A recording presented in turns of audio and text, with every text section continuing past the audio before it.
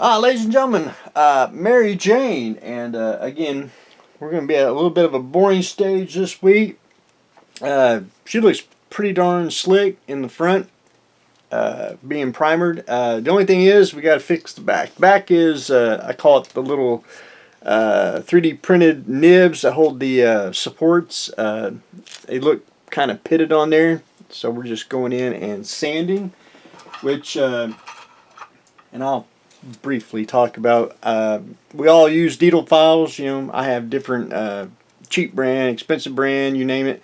I wish they made needle files, basically, and I was even tempted to, if I could do it. Again, you need a needle file for the small and skinniness, but there is sometimes that you'd like to have the needle file basically about that size, double, or I would even like to have maybe triple in size, just the width, or try to, even like at an angle, depending on, I'd like to have them just a little bit bigger. I wish they made, and I've looked around, trying to find, even had to break out the old Zona sanders, testers, or Revell. I think Revell had old sanding sticks that you could put the sanding stick on the piece of plastic, and I liked it to a point, but again, they really don't make to me a sanding tool to because you just need to get in the grooves and everything. But anyway, that's one of my things I'd like to have, or try to find, or try to make new sanding sticks. Just trying to. I've even cut some up. I've even cut these up and tried to make my own. Because sometimes you need a more of a bend, and then straight and all that. But anyway, that's just mine. But anyway, we're at the boring stage, just going in and cleaning up her hair, which is basically trying to find the right enough shape here just to get the cat is crying like a baby, and I ain't figured out why. I think it's because the cat wants to eat or wants attention. One, two. But anyway, we'll go fix that after that.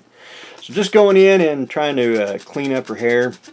It's just basically almost like an eraser, trying to get her sanded down. But anyway, it's a slow process. If you see her in the light, you can see the, well, I can see little bumps.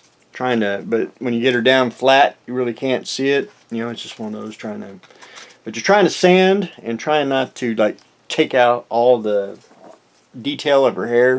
But anyway, that's just I won't say annoying, but anyway, it is what it is, and you just got to soldier on and get it sanded. So basically, sanding that, primer it, sand it again, and that's basically what I'm gonna do the rest of the week. I did fix most of her. She's basically got a seam here and a seam right through here. A lot of people, I usually am reading them on Facebook. Little seams, people, what do you use? A lot of people say AV's epoxy sculpt, which I do use it. It does its job. You can resculpt whatever you need, but when you get to the little fine lines or fine little gaps, I mean, you don't want to trying to get it smooth and try to get the texture, but sometimes you can see the I won't say the AV's epoxy sculpt over the even if you tried to match the printed pattern of her jeans. I mean, sometimes you'll just see the little seam. So again, I always preach it. Tulip for the little seams. Once you get it on, and it just basically blends it in, and you can just do every day for a week, just build up the layer, and then you can take sandpaper and on the tulip and rough it up to match any texture you want, or you might be able to sculpt just a tad with it. But anyway, hairline seams, that's the best stuff for it, and it just works out. She's got a little, I hate to say it, little vent in her booty there. I did get that partially filled. I got about one or two more fills, and get that filled up, and then just going in.